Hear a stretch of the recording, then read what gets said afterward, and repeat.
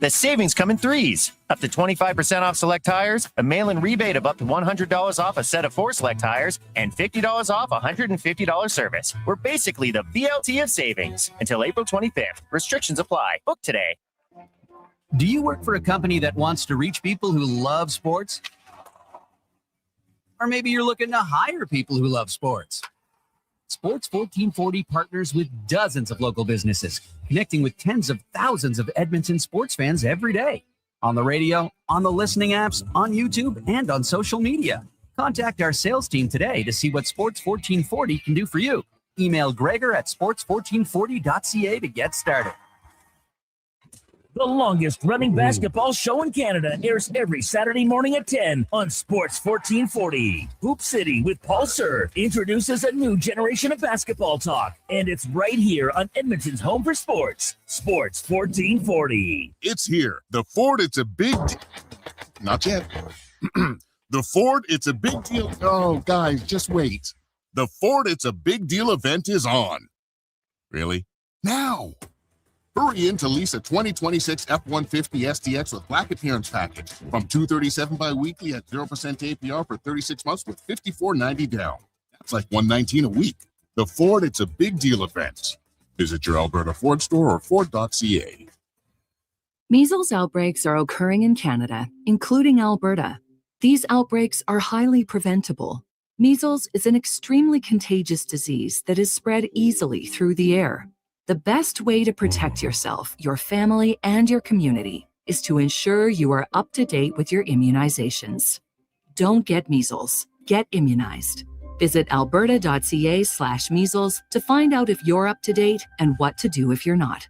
A message from the Government of Alberta.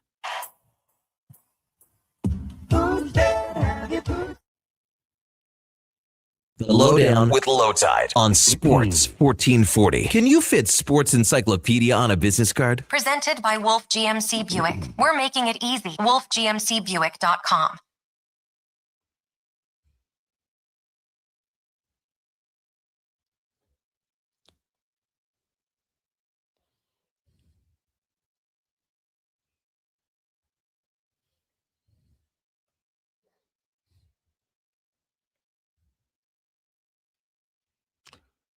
Welcome to the Lowdown. Today's show, Oilers play well, grab a Bettman, and are now in the middle of a hornet's nest in the Pacific Division. Will Edmonton finish first, second, or third in the Pacific? Will Edmonton play the Mammoth or the Avalanche? Please do not make it the Los Angeles Kings, but even that is possible. I can't take that anymore. The Lowdown is brought to you by Wolf GMC Buick. It's Truck Month, featuring their best deals of the year. Ask about 0% financing plus extra discounts on Costco from Costco members. WolfGMCBuick.com. As you know, we are live on YouTube and Sports 1440 Radio, iHeartRadio, sports1440.ca, and Radio Player Canada online. After the show, we're on Apple and Spotify podcasts, and you can tweet us anytime at Lowetide, at Declan Krueger, at JFenwick04, and at Donovan Paulson.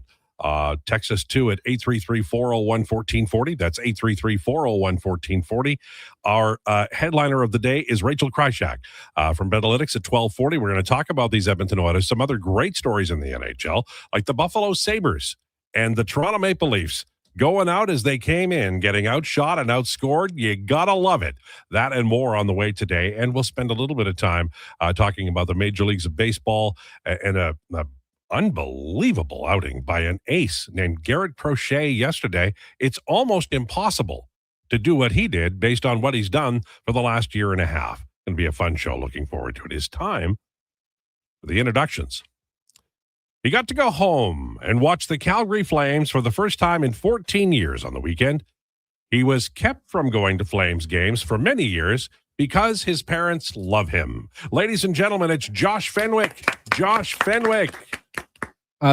Just one statistical inaccuracy in there.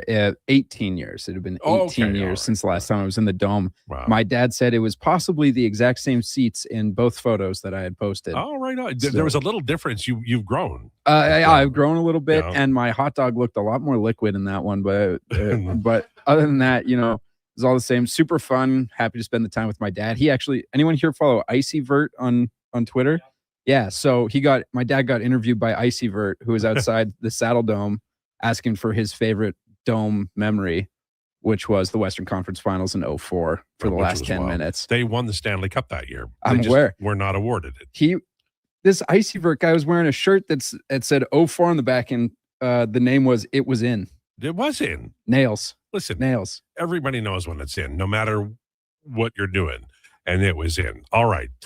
He is made for sports radio. His life motto is, let me tell you why you're wrong. Ladies and gentlemen, it's Donovan Paulson. Donovan Paulson. Thank you, Al. You were on the air for like 400 hours yesterday, and you look fresh as a daisy today. That might have been the best sleep I've ever had. Yeah. Those are good, right? My head hit the pillow, and the only reason I was even remotely close, I probably could have slept for another 3 or 4 hours, right? But my alarm went off, and normally I'm like Captain Grumpy Pants when the alarm goes off. You don't say. But this morning I woke up to the alarm. I went, oh, it's a beautiful day. Well, I'm glad you didn't let that 5-on-3 by the Oilers rob you of sleep. He is made for network television. All he needs is a vehicle. Will he replace Ron McLean? Will he be the new Ernie Johnson? Or will he be the next big star on Love is Blind? Ladies and gentlemen, it's Declan Krueger. Declan Krueger. Wow. Love is Blind. That one would make sense because I'm definitely not anywhere near good looking enough for Love Island. So I appreciate the little check down what there. I meant is it's kind of a ridiculous show. I read about it. They're in a pod and you can't see the other person. Yes. The dumbest show of all It's time. crazy. Thank you. You know what I really appreciate about that intro, though, before we get going here? What? Ron McLean, Ernie Johnson. Oh, yeah. Two Mr. Objectivities. Well, much like myself. Well, no, you'll have to work on that. Oh, there is nobody who is less objective. And not self-aware. That's the big problem. Not only you're not objective, you're not aware you're not objective. And that's the worst person. I hate to push back so fervently. I think I'm very self-aware. Dak. I know my limitations. No, I you think I know don't. my strengths. Well, you know your strengths. I feel like you know your limitations. But when it comes to talking about particularly the Buffalo Bills, nobody... I rip on them all the time. Yes, but that's the problem. You You're don't give looking them at it enough from credit. the most emotional fan's point of view. You're not giving them any credit. We all talk about the Bills and say they still have a chance. This is a team that's still right in their window. You still got Josh Allen, and it's just so over. Kind of implode. I can give you that. The day after they lost the playoffs, you came in here and said Josh Allen will never win a thing, and you were mad as hell. I was right about that. And that's not. But no, you're not. You don't know the future. All right, let's have a great show. All right, let's have a great show. Well, can I jump in one last time? Yep, sure. Happy birthday to my mom. Okay. It's her birthday today. There you So go. just thought I'd get that out there. Well, Don't even know if she's listening or not, but happy birthday, Mom. She's the Love one you. person in the world who you would not be here without her. And So, this is entirely true. now you're going to call her, right? I'm seeing her for dinner tonight Oh, at La very Patrona nice. in Sherwood Park. Very nice. Looking forward to it. Yeah. Pick up the tab. I think it's our family friend that organized the dinner that's picking it up. All right. Well, but you could, help. Could. Buy a cocktail beforehand, in the lounge. something Again, like I could. that. All right. Edmonton Oilers last night. Connor Ingram, I thought, played extremely well.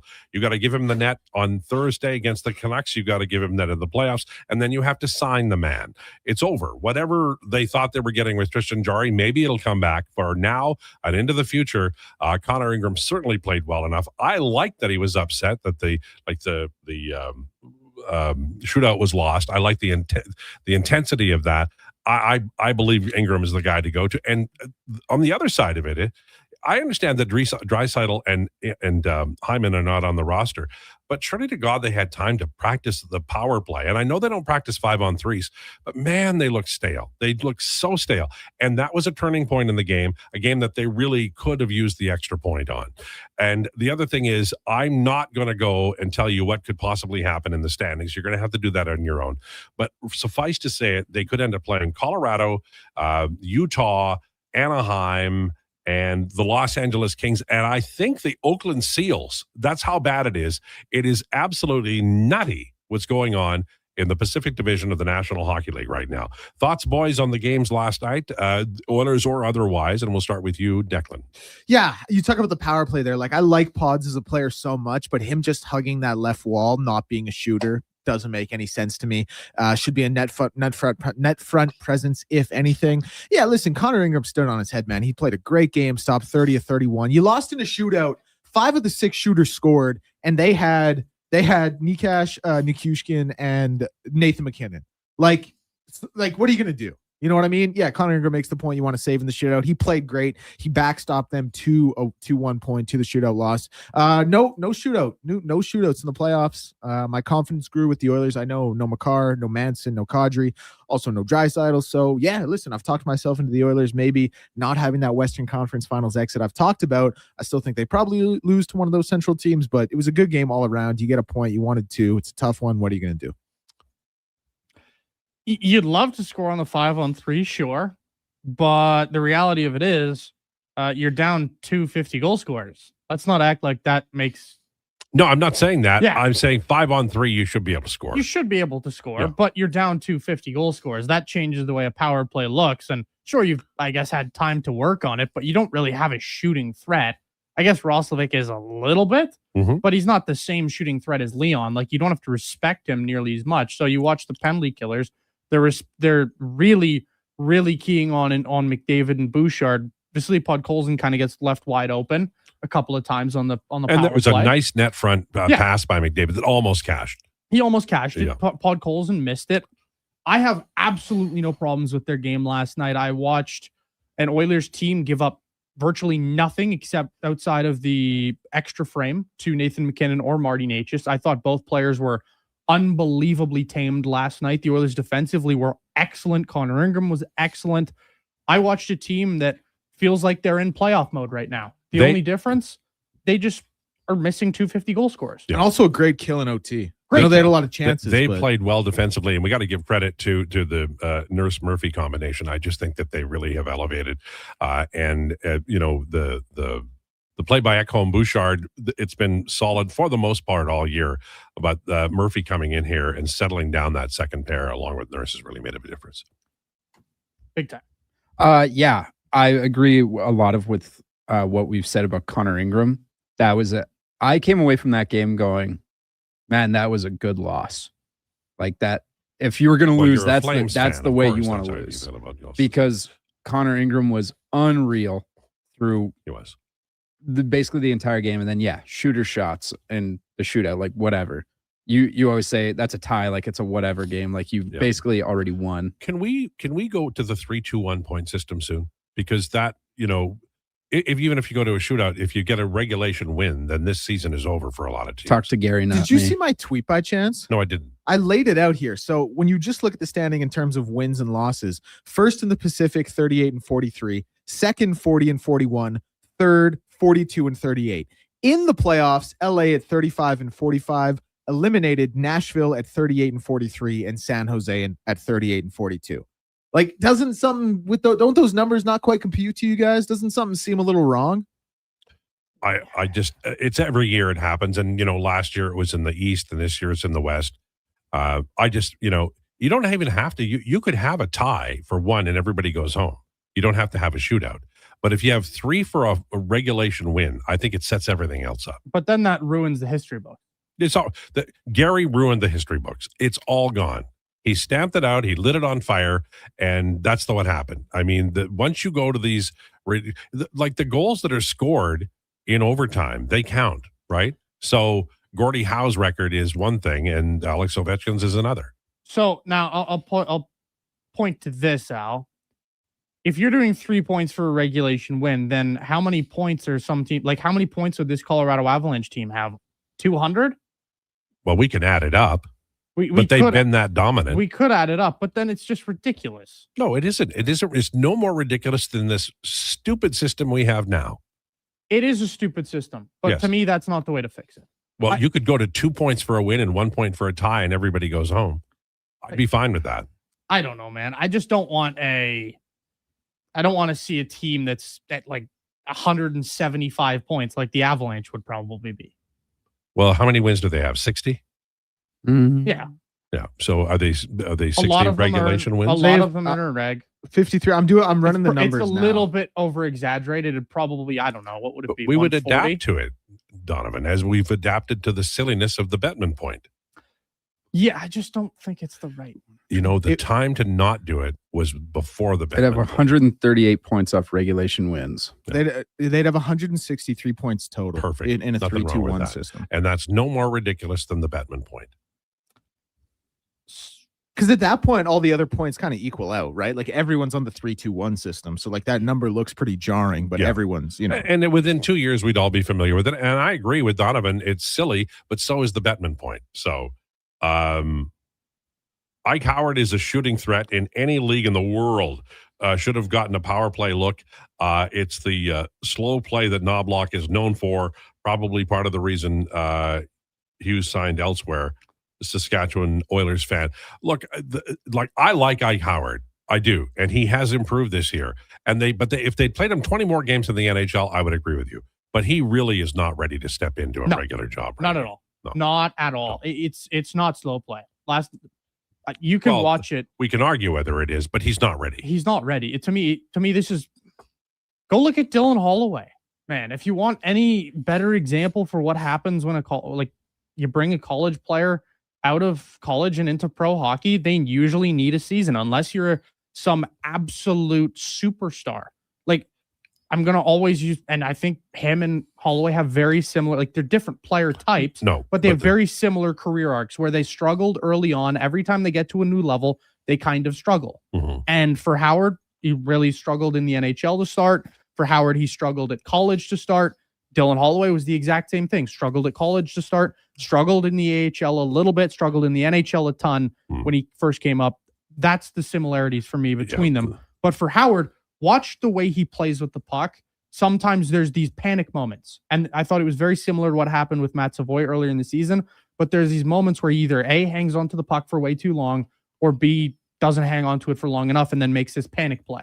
And I think they would have called him up, but he hit a wall, and so did Quinn Hudson in the AHL. In the halfway point and beyond of the regular season in the AHL, for a time he stopped scoring, and then he was scoring again, but he was getting outscored. I don't think I'm a big prospects person. I love the prospects. I don't think his season warranted a recall, and they're not going to be able to count on him. So I understand last night, and you'd like to see him on the power play, but he's not a part of this team in the playoffs moving forward unless you see a large number of injuries, and I think that's fair. Is there a better story in the NHL, gentlemen, this year than the Buffalo Sabres winning their division? Come on. That's so cool. Yes. It's about damn time. I'm so happy for that fan base. There's arguably not a fan base that deserves it more in sports right now than to be back in the playoffs. That is easily the best story of the year. That team as a whole, how crazy is it? So please don't disrespect the Los Angeles Angels of Anaheim like that in the same room as me ever again. Kevin Adams gets fired early in the season, right? Yep. And everybody's dumping on Kevin Adams. This guy's a terrible GM. This guy sucks, whatever. Now you see the exact same roster that he put together go on this crazy run. They locked down first in the Atlantic. They locked down a playoff spot, and everybody else is going, man, was Kevin Adams secretly a great GM? Same thing happened to Dale Talon. It's awesome. In Chicago, right? And then Stan Bowman arrives and all the Stanleys follow, right? But it's true. It's pretty wild. What about you boys? Declan, Josh, what do you think about the Buffalo Sabres winning? Man, it's incredible. Shout out the Buffalo Sabres and what they've been able to do this season. And you look at everyone was talking about Tampa, and how good they are. And Buffalo goes out there and wins the Atlantic. Incredible stuff. The fan base deserves it. Not nearly as good of a story. That's easily number one this season. But also, Matt, shout out the Flyers for being a playoff team. I don't know who had that on their bingo card. Not the same as Buffalo, like I'm saying, but still. I was thinking one of the Pennsylvania teams is right there. You can also see it for the Penguins, obviously, because they have Sid, Gino comes back in some big way this year. But yeah, the Sabres, it's great. It is. I would like to give Kyle Dubas credit for helping that situation in Pittsburgh. They were poor. That was and I know I'm a fan of his because he uses analytics, but he made a great one with the Edmonton Oilers. God, he made a great trade with the Edmonton Oilers. There you go. And but he's really turned it around. Pittsburgh is going to be. There was a time when people worried about Sidney Crosby's coda as a Pittsburgh Penguin and how it would go, and he'd miss a lot of playoffs. I don't see it now. They've done a phenomenal job, and they should be given credit. I saw a game in Buffalo, what was this be now, 3 years ago probably. They still weren't very good, but man, that house was packed. They got pumped 7-2 by my Calgary Flames, just so everyone's aware. Okay. On the way, we're going to talk about Garrett Crochet's outing against the Twins, I believe, which was phenomenally bad. For a great pitcher, it was one of the all-time worst I've ever seen. The Pelicans and Zion, we're going to talk about that a little bit. And, of course, your Edmonton Oilers. It's all straight ahead on Rumors. And don't forget, we have Rachel coming up at 12:40. Declanations today, is it high hat and low cheese? Heat check, ice bath. You're actually making me almost forget the name with how many things you've called it. But yes, heat check, ice bath, of course, Roundtable edition. I think I got a good one today. Again, I'm excited. All right, sounds good. Lowdown with Lowetide on Sports 1440 and YouTube. Actions speak louder than words. Japa Machinery.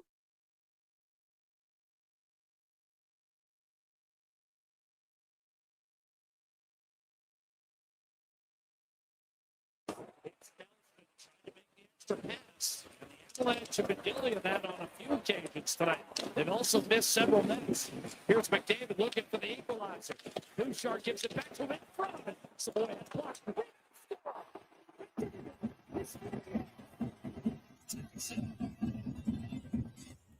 Well, this has been building for Edmonton. Couple great chances against, though denied. Forsberg. Then the Kings come back. 2-on-1. Kopitar and Kempe. Kopitar going to Kempe. He scores! Kempe on a 2 by the Kings.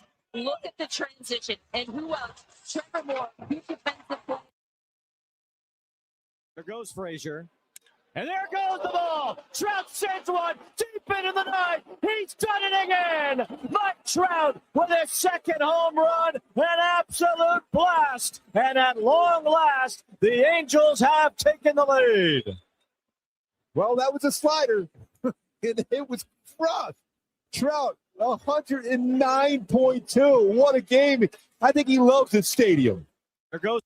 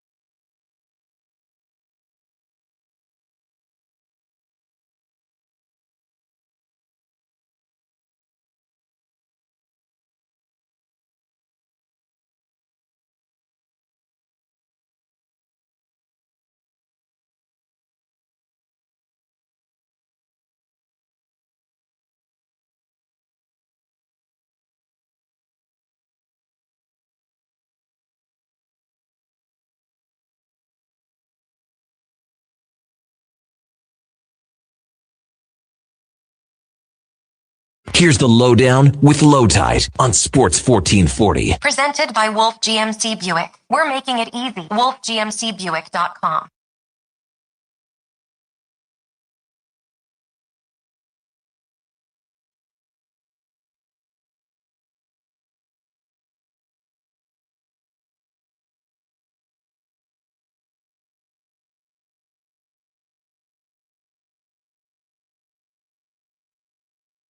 It's 1440.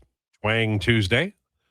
That might be my favorite Blue Rodeo song. And I love Blue Rodeo. The Lowdown is brought to you by Wolf GMC Buick. It's truck month. Check them out at wolfgmcbuick.com. Lovely spring day. You know, people may forget, but in mid-February, I called it. I said, this is spring. Spring is here now. And every day we've had since has been gorgeous. And I'd like to take credit for that. And I think people should thank me for the lovely weather we've had for coming up now on 2 months. I don't recall a poor day in the last 60. Just nice every day. Rumors is brought to you by Great Canadian Solar. We believe you should create your own electricity. Let's build a brighter, sustainable future with GreatCanadianSolar.com. The Oilers played last night. They played well. Connor Ingram played extremely well, and I love the suppression of the opposition offense. The shots against are down. The goals against are down. The save percentage is up, and they're scoring about the same rates in the last 10 games as they were earlier in the year. But my goodness, I wrote about it in The Athletic. It's up and available right now, talking about the suppression. The goaltending's better. The second pairing is better. I think that and we can talk about it a little bit. I just think the fourth line of Frederick and Kirby Dach, it's, you know, they used to call them energy lines, but when things are flagging a little bit and maybe not going the Oilers' way, that line goes out there and creates a little fury. And it draws everybody into the game. And I know that kind of verbal isn't really an analytics verbal, and I get that, and I understand that I write an analytics blog, and I talk about analytics a lot. But you can't deny that there is an energy, a surge, an adrenaline hit that occurs when things happen like that. These guys are hitting. Dach hits like a truck, and Frederick is coming around too.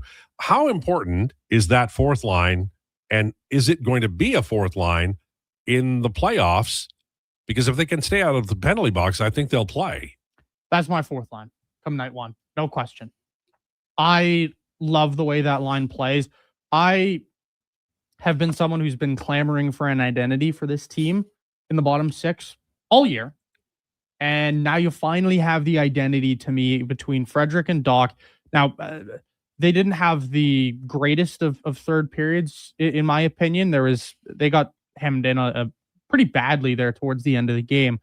But for me, I'm just watching two guys who look like they play off each other exceptionally well. Colton Dach's earned it. He was one of those bubble guys for me coming into the last couple weeks where if he had a good stretch, he could shoe himself in for that fourth line wing spot.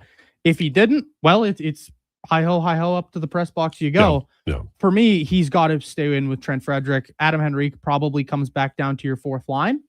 It's just a matter of, is Dickinson healthy? Is he not? What's the whole situation with Leon? Lazar has to be in there. I think Szymanski maybe. I don't know. If everybody's healthy, maybe not.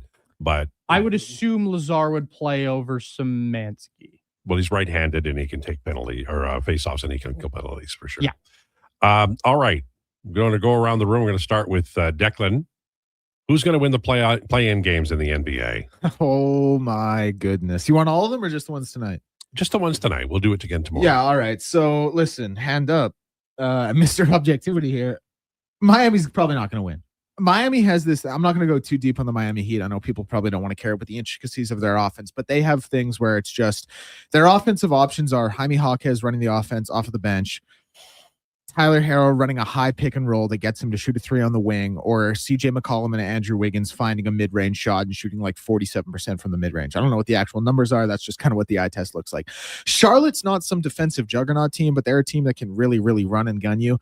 Miami has one lineup that they can kind of run out that's a defensive identity with like a Davion, with a Bam, with a Kalel, but that lineup kind of stops offensively. They also have guys like Tyler's going to have to play a lot of minutes because he has to score the ball, and he's just going to be hunted defensively by some guys who can really get past him and get to the rim. I think Charlotte just wins it on the back of their offense. I wish I could say differently. I don't want it to be this way. I want the Miami Heat to be able to win this game, get into the playoffs, and lose to Detroit in embarrassing fashion. I don't think it happens. Then the other one tonight, Portland and Phoenix.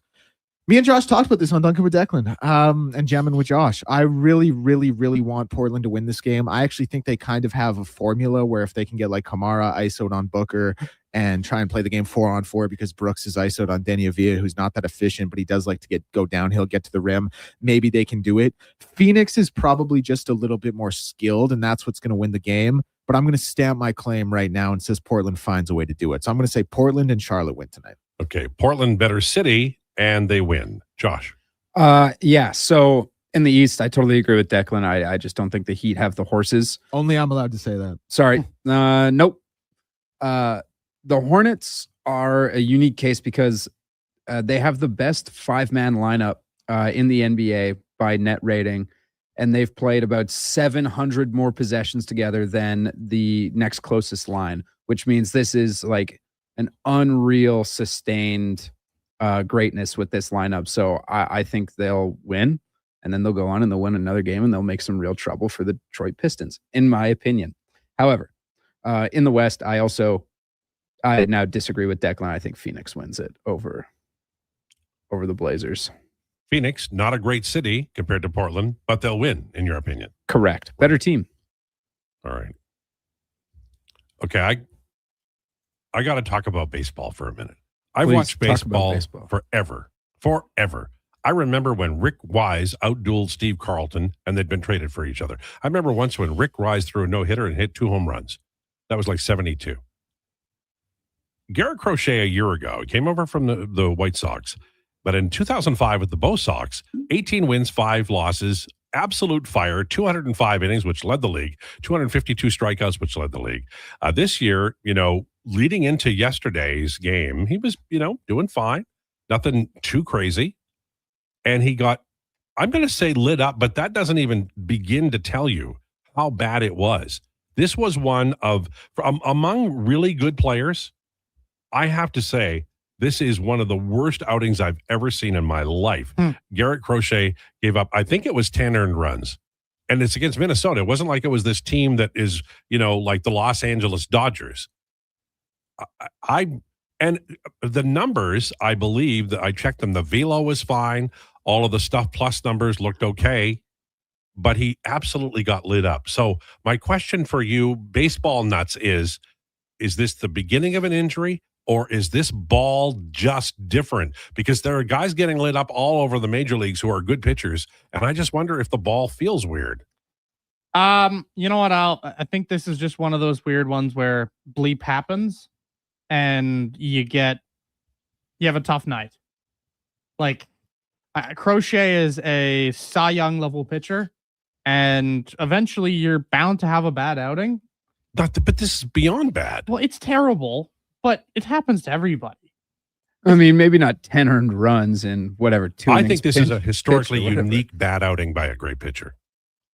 Sure, it might be, but bad outings are bound to happen. And yeah, it's a terrible outing for Crochet, but I don't know. I don't think that Tarek Skubal went into Minnesota the other day and he got lit up too.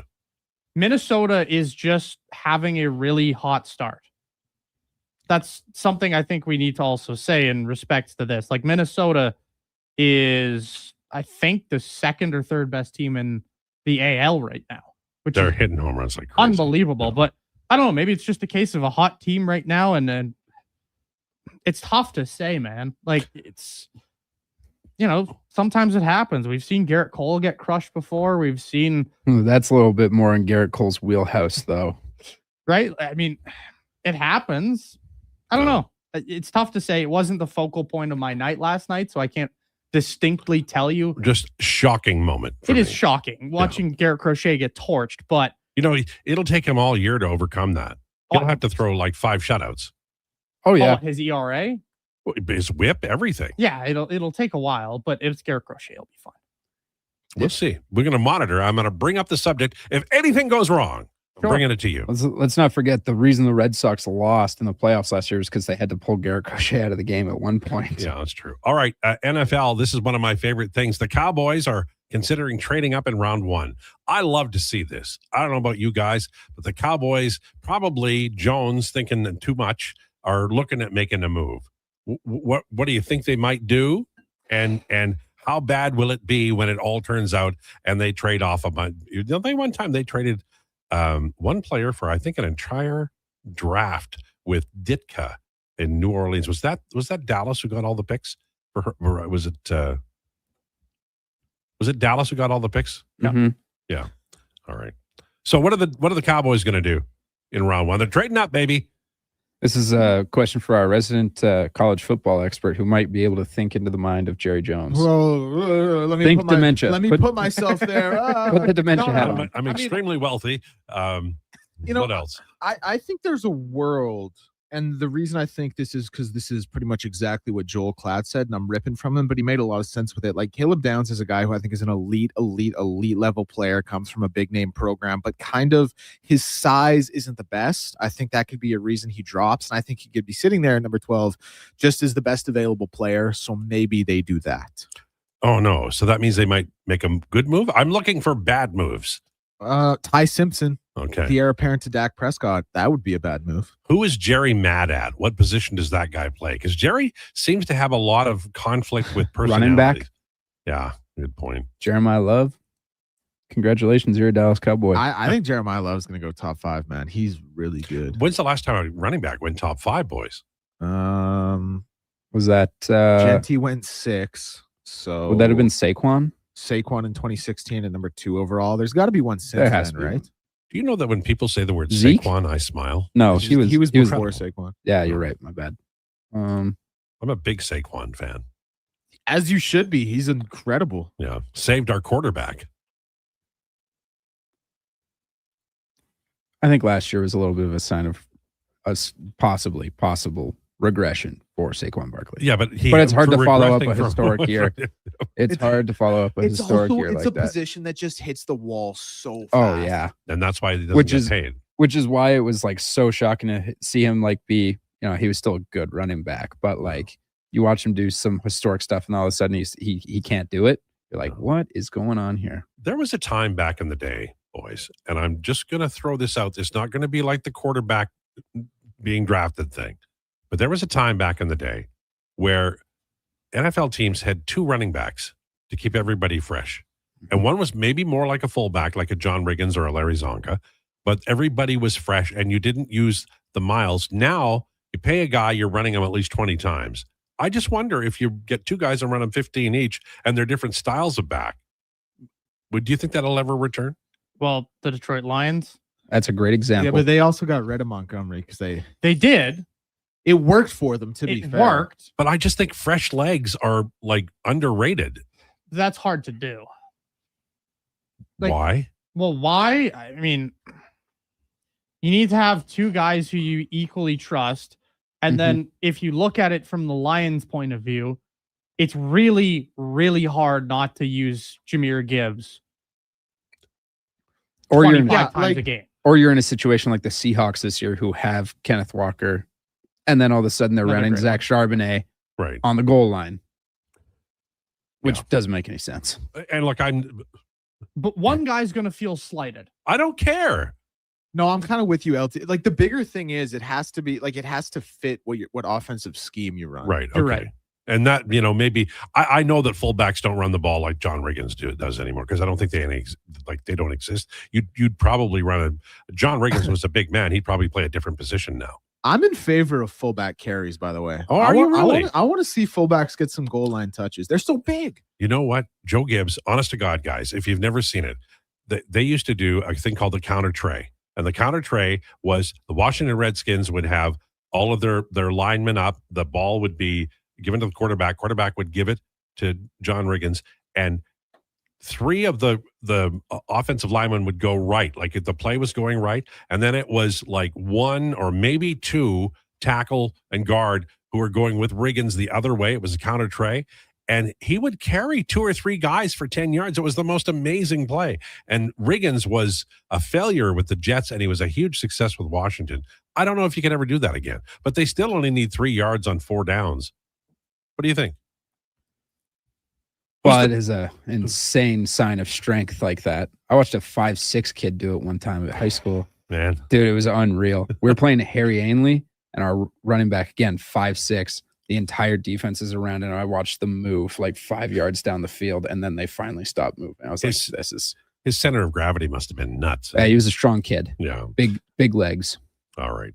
On the way, it's Rachel Krychak. We're going to talk about the Edmonton Oilers, Buffalo Sabres, who's getting into the playoffs, and who are they playing. It's all next. Lowdown with Lowetide on Sports 1440 and YouTube. Craving a dining experience that rises above the rest? Head to Summit Restaurant in the Silent Ice Center, just minutes from South Edmonton Common. Savor exceptional house-made pizza, delectable entrees, and expertly crafted cocktails in a stylish, modern atmosphere. Perfect for a casual meal or a special night out. Summit offers a refined experience where every bite and sip reflects our dedication to quality. Elevate your dining experience. Make Summit Restaurant your destination tonight. Whether you're a craft beer connoisseur or more of a wine aficionado, there's always something new to discover at Sherbrooke Liquor, a unique, family-owned, independent liquor store. The selection? Incredible. The non-alcohol section is also very impressive. Sherbrooke Liquor, expert, knowledgeable staff with a passion for unique finds. More than just a liquor store, we're a community. Alberta's best, the one and only Sherbrooke Liquor. Wine, spirits, and oodles of beer. Visit SherbrookeLiquor.com. It's Truck Month at Wolf GMC Buick, and we know trucks. And we have the best deals of the year right now. Some have 0% for 4 years. We have 0% for 6 years. That's on our #1 selling GMC Sierra half-ton crew cab, or the Elevation, the AT4, or Denali. Yep, 0% for 72 months. And Costco members get an extra discount on some of our SUVs. Pop in today and drive away smiling. Wolf GMC Buick. We're making it easy. Booster Juice is going crazy for hazelnuts. No, not crazy. Nuts. Booster Juice is going bananas for hazelnuts. I mean, there are bananas in smoothies, but that's not the point. Banana juice is booster for hazelnuts. What? Just stop. Booster Juice is going nuts for hazelnut. Introducing the Nutty Monkey Smoothie, Holy Hazelnut Acai Bowl, and Nutty Booster Ball, all made with rich, creamy hazelnut spread. Try them today, only at Booster Juice. Canadian born, blending since 1999. From the locker room to your radio, Sports 1440 is Edmonton's sports leader. Real talk, big personalities, and your texts. It's interactive. It's fun. It's where Edmonton talks sports. Sports 1440. Shoulder pain. It can make even the simplest things like reaching up, lifting a bag, brushing your teeth, or sleeping frustrating. Rotator cuff strains, impingement, arthritis, they're some of the most common issues we treat every day. I'm Grant Fedoruk, and at Leading Edge Physio, our team brings postgraduate training, evidence-based technology, and just the right amount of humor and humility to help you feel better. Because we never forget the most important part, the gratitude we feel for every patient who allows us the opportunity to care for them. Because life shouldn't hurt. When it does, leadingedgephysio.com.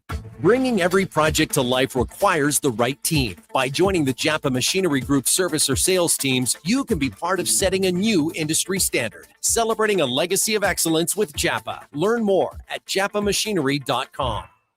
Business owners, if rising electricity costs are cutting into your profits, there's a smarter way forward. Right now, federal clean technology tax credits can cover 30 to over 50% of the cost of a commercial solar system, delivering an immediate return on your investment. And in Edmonton and Sturgeon County, the Commercial Clean Energy Improvement Program offers long-term financing for up to 20 years, making solar more affordable than ever. Lock in lower energy costs for decades and strengthen your bottom line. Visit GreatCanadianSolar.com to get started.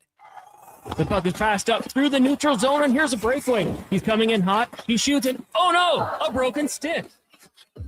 When it comes to performance, quality parts matter. Napa Auto Parts has all the reliable parts, tools, and more to keep your vehicle running like a playoff contender. With over 85 locations in Alberta, visit your local Napa store today or shop online at napacanada.com. That's Napa know-how.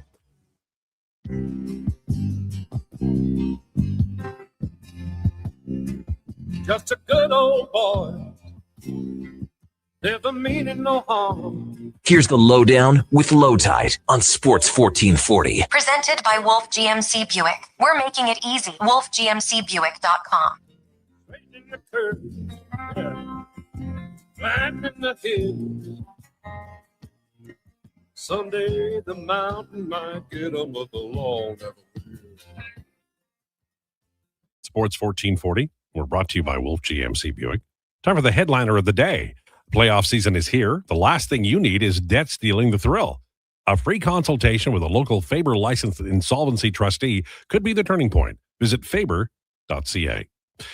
This has been an unbelievable, I'd say, week or so. Let's say the last 10 games for the Edmonton Oilers, because they truly have started to suppress the other team's offense and theirs as well. As you've seen, they've had a few games where they didn't score and a game where they scored just one time, but they are definitely allowing fewer goals, and that's going to be a key to the playoffs. And I think they're getting a little better performance as well from the goaltending. Joined now by Rachel Krychak from Bitalytics. Rachel, how are you? I am doing all right, Lowetide. How are you? I'm good. It's raining here. It's quite cruel, and we're hoping for better days ahead. What about you? You were golfing the other day. Yes, it is currently 28 degrees and sunny, not a cloud in the sky.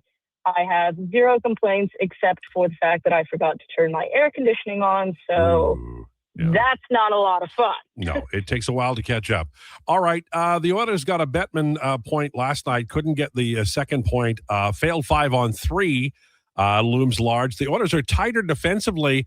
They're not scoring at the same levels, or at least they haven't increased the scoring. What's the cure to that when you spend more time devoted to suppressing the opposition and the goal scorers seem to be drying up a little bit? Is that short term, or is that a concern? I don't think it's necessarily a concern, because if you look at the last two playoff runs where they've made the cup final, the reason they haven't won hasn't been because their offense dried up. It's because Florida defended better than they did.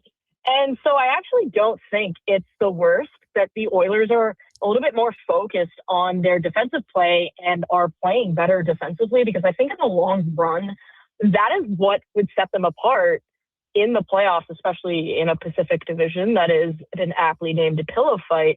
From a point production perspective, certainly getting Leon Draisaitl back would be helpful.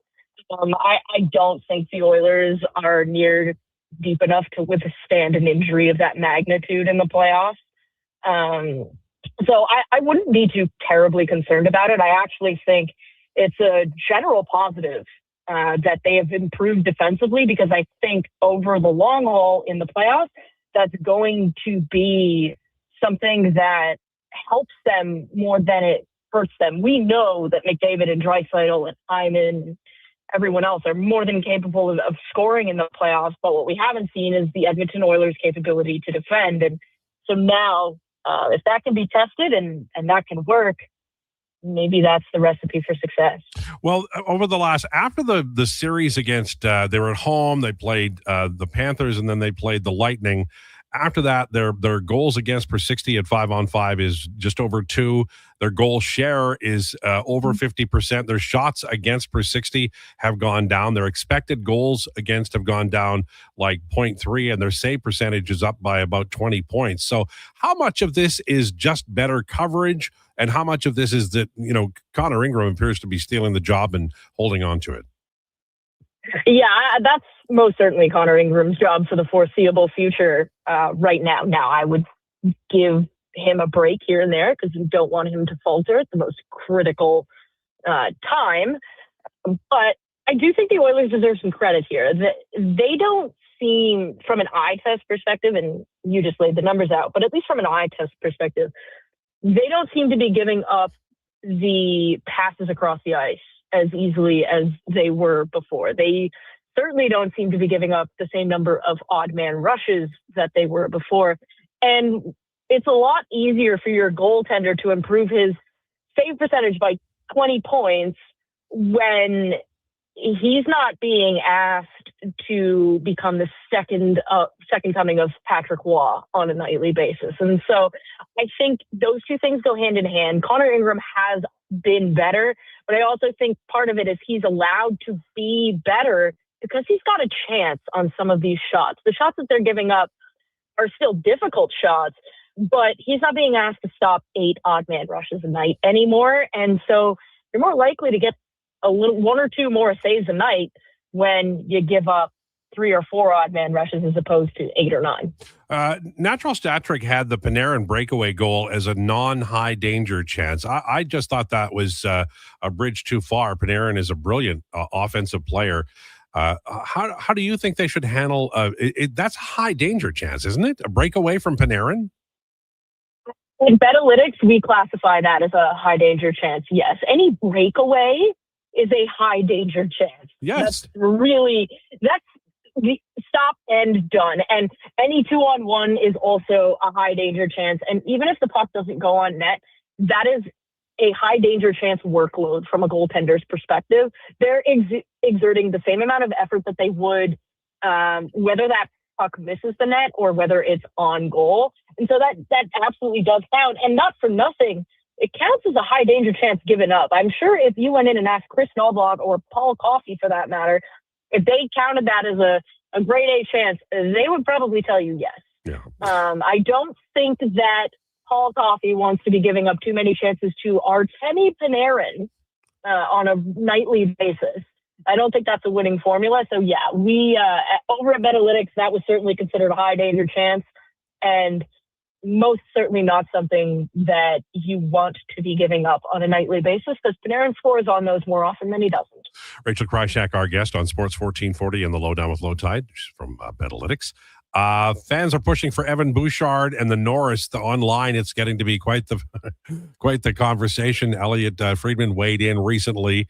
I like Evan Bouchard's year, and I think he should be considered. But Zach Werenski is going to win this thing, right? Like, that's the fair choice. This is the hardest Norris year. I think Mo Sider is not getting nearly enough love here. If we're looking at the definition of the award, which is the best defender in the NHL, it's Mo Sider, because neither Zach Werenski nor Evan Bouchard are better at playing defense than Mo Sider is. But alas, points matter and things of that nature. I don't think Evan Bouchard is getting nearly enough credit for how much better defensively he has been for the Edmonton Oilers. And yes, their penalty kill was not fantastic when he was playing many of those minutes, but the fact remains that he was playing those minutes, and those are not minutes that some of the other top defensemen were playing, and I think that makes a difference. Zach Werenski's also tailed off as the season has come to a close, and so has Columbus for that matter. I think Zach Werenski's argument for the Hart is actually better, because when he's at his best, Columbus is right in the thick of it. When he falls off, Columbus is nowhere to be found. And so, yeah, do I think Zach Werenski is going to win it? Yeah, I do. I'll tell you what, though, Evan Bouchard would have my number one vote. And yes, it's close, and Zach Werenski would be second for sure. I'd probably have Mo Sider third. I do think that we're also looking at a scenario where Rasmus Dahlin gets a lot of votes now that the Sabres have won the Atlantic. And I mean, there's no doubt that the Sabres aren't where they are without Rasmus Dahlin. But I don't think Evan Bouchard should be docked points for his results. I think he's taken a step forward defensively, and that's what everyone's kind of been looking for. And just because it wasn't a gigantic step forward, that shouldn't take away from the fact that he didn't step back offensively, but he did take a step forward defensively. And the whole thing about him not playing at the Olympics, in case anyone forgot, the Olympics are not part of the award calculus, and therefore you can't be considering Zach Werenski's Olympic participation and performance as part of your calculus when voting for this. You mentioned the Buffalo Sabres. Is there a better story in hockey than the Sabres winning their division? You'd be hard-pressed to find one. What a tremendous story. They are the textbook definition of a Cinderella. They're getting overperforming from the goaltender. They're getting overperforming from the penalty kill. They're outperforming almost every metric out there. And how do you not root for them after 20 years of futility? Like, that's, if you don't have a dog in the fight, Buffalo's the team that everyone is going to be rooting for. Like, they're, to go from firing your general manager to winning your division in the span of 4 months, I I would actually make the argument that they're a better story than the St. Louis Blues were when the Blues won the Stanley Cup in 2019. Yeah. I genuinely believe that the magic, and yeah, the clock might strike McKnight and they might turn into a pumpkin, but I don't think that there is a better story in hockey. And not for nothing, I mean, the Rasmus Dahlin angle here where his fiance is battling, coming back from a heart transplant, and he has admitted that the first half of the season he was a wreck, and then as she started to get better, like, there's just so many things that are magical about this Sabre season that make them so easy to root for. And you can count me among the people that will be rooting for the Buffalo Sabres. And East, but also West. Can you believe the teams that make the playoffs and the teams that did not make the playoffs? It feels like, we won't know for a couple of years, but it does feel as though the power struggle or the power rankings are changing, and in some places it's not going to come back. It's been a big sea change here this year in the playoff teams. I'd have to go back and look, but I wonder what a parlay of Toronto to miss, Florida to miss, Pittsburgh to make, Philadelphia to make might have paid. Yeah. Because I can't imagine that Pittsburgh was a lottery. We were having discussions about Pittsburgh being in a lottery this year. Florida is more injury related than anything. I think that's a blip on the radar, especially because they're going to have a top 10 pick as if they need that. And then, I mean, you look at the Pacific. I love to see that Anaheim took a step. I think that that's really great. Vegas is always going to be Vegas. And as long as Edmonton has those two players, and they're not going anywhere either. And the Central Division, I think, is really where nobody's surprised. I think we all kind of said, okay, these are the top four teams. They're the cream of the crop of the National Hockey League. And you go from there. But certainly some surprises. I am really looking forward to the Battle of Pennsylvania. I don't think any of us thought that we were going to get that for a very long time, certainly not with Sidney Crosby's involvement.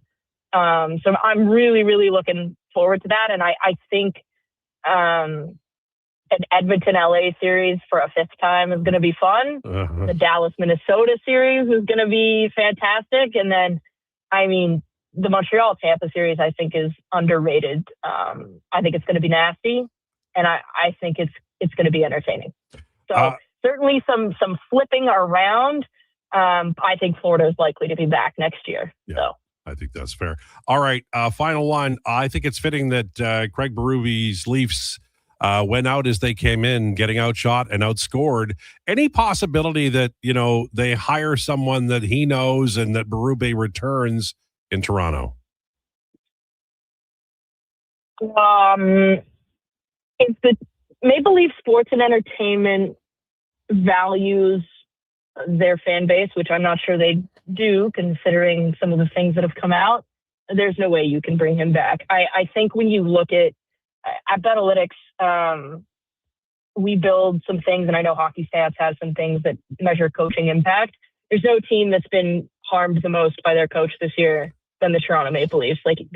There is no excuse for how poorly that roster performed. You look at individual players underperforming, it's wildly unacceptable. I don't think you can look anyone in the face, and this very much includes your captain, which probably is the most important thing, and say, we're going to sell you something, a quick turnaround or any modicum of belief, and bring Craig Berube back. I think they lost out on Peter DeBoer, but it doesn't feel like he is a coach that can bring the Maple Leafs back at all. And his refusal to play young players, chief among them, if you are going to have the expectation that you want to play young players, he's proven that he can't be that guy. So I don't think you can bring him back in any case. I think he's got to go. I think you need to look at somebody that's probably a little outside the box, maybe a little younger, and go from there, because it's just been a wholly unacceptable season from every which way. And I think if the Leafs do hire Mike Gillis, he's forward thinking enough that Greg Berube will be out the door soon after that. Well, when we talk next Monday, it'll be playoffs in the NHL. Thank you, Rachel. Appreciate it. Thank you. There you go. Rachel Krychak. Every Monday, we talk to her Tuesday because of scheduling. But looking forward to a conversation next week, and that was very enjoyable. I thought our Evan Bouchard take was very interesting. That tells you the impact that Evan Bouchard's had this year. All right, on the way in hour number 2, we have Declanations. We're going with high cheese and low cheese. I think that's what it is. And with Declanations, and we also are going to talk about the Edmonton Oilers, the NBA play-ins, and more. Lowdown with Lowetide on Sports 1440 and YouTube. It's time for an update with Declan Krueger. This is a Sports 1440 update. Brought to you by Custom Floors Inc. Floors done right for homes or businesses. Visit the new showroom, 11577 149th Street. Now open 6 days a week with Saturday hours from 10 to 2. And you can also visit customfloorsinc.ca and bring your next flooring project to life. NHL action today gets going at 5 o'clock with 4 games on the schedule: Devils and Bruins, Carolina Hurricanes and Islanders, Montreal Canadiens and Philadelphia Flyers, and the Washington Capitals in Columbus to take on the Blue Jackets. The late game tonight will see the LA Kings in Vancouver to take on the Canucks. NBA play-in action, 2 games. First at 5:30, Miami and Charlotte. Then at 8, Portland and Phoenix. And then the MLB action will get going today at 4:35 with the Diamondbacks and Orioles. The Toronto Blue Jays will be in action later in Milwaukee, taking on the Brewers, and it's going to be Gosman on the mound for that one. AJHL action will see Grand Prairie and Whitecourt out at JDA Place in Game 7 of their matchup. And around the sporting world, Brady Tkachuk says he'll be good to go for the Ottawa Senators Game 1. And Kia Nurse has signed with the Toronto Tempo of the WNBA. I'm Declan Krueger. This has been a Sports 1440 update. 1440 Stingray Radio Station. CKJR broadcasts from West Edmonton Mall and Wetaskiwin. Download the free Stingray music app and listen wherever you go. Expand your brand with Fusion Promo Marketing. Fusion is your trusted partner for all things branded merch and apparel. Thousands of products perfect for businesses, sports teams, and corporate events. Fusion with a Z. Promomarketing.ca. At Fountain Tire, the savings come in threes. Up to 25% off select tires, a mail-in rebate of up to $100 off a set of 4 select tires, and $50 off $150 service. We're basically the VLT of savings. Until April 25th. Restrictions apply. Book today. Mr. Rooter sees a UFO. Mr. Rooter says 1 plunge, 2. What's this? A UFO? An unidentified floating object. It's beginning to glow and levitate. Thank you, Mr. Rooter. You have freed us from the gravity of the white hole. Humanity will be spared. Wow! People aren't going to believe this when I put it in our new commercial. If you want to believe in a plumber, call Mr. Rooter. Hot coffee, hotter takes, and the sports stories that matter. Check out Kevin Carriers weekday mornings from 7 to 11 on Edmonton's sports leader, Sports 1440. Be part of the conversation. 833-401-1440. For many families, the stress of divorce can throw your life out of balance. The loss of a relationship, ongoing conflict, mounting legal bills, and uncertainty about the future can feel overwhelming. Hi, I'm Corey Anderson with Fairway Divorce Solutions. At Fairway, our team helps you restore balance through mediation, negotiation, and a unique step-by-step process. With 2 offices in Edmonton dedicated to serving your needs, our goal is simple: to help you navigate a path back to peace and clarity. Visit us today at Fairway Divorce. I'm good to go. With Mortgages to Go, you'll be good to go. Mortgagestogo.ca says yes when the banks say no. That's why Alberta has trusted Mortgages to Go for over 23 years. If you need cash and have equity in your home, you're approved instantly, guaranteed. Call 1-888-888-5998. That's 1-888-888-5998. With Mortgages to Go, you'll say, I'm good to go. Measles is very dangerous during pregnancy, increasing the risk of many severe health-related complications. If you're planning to become pregnant, make sure you have received 2 doses of the vaccine at least 1 month before conception. Don't get measles, get immunized. Visit alberta.ca/measles to find out if you're up to date and what to do if you're not. A message from the Government of Alberta. It's the EV for city wildlife. The all-new, all-electric 2026 Subaru Uncharted. Quick charging with get-up and go performance. And best of all, so much fun. So test drive the all-new, all-electric 2026 Uncharted today and discover why it's definitely the Subaru for you. The EV for city wildlife. To learn more about this very exciting arrival and all things Subaru, start here. Subaru.ca. Welcome to Uncommon. Welcome to Subaru. The only two things in life that make it worth living. Here's the Lowdown with Lowetide on Sports 1440. Presented by Wolf GMC Buick. We're making it easy. WolfGMCBuick.com.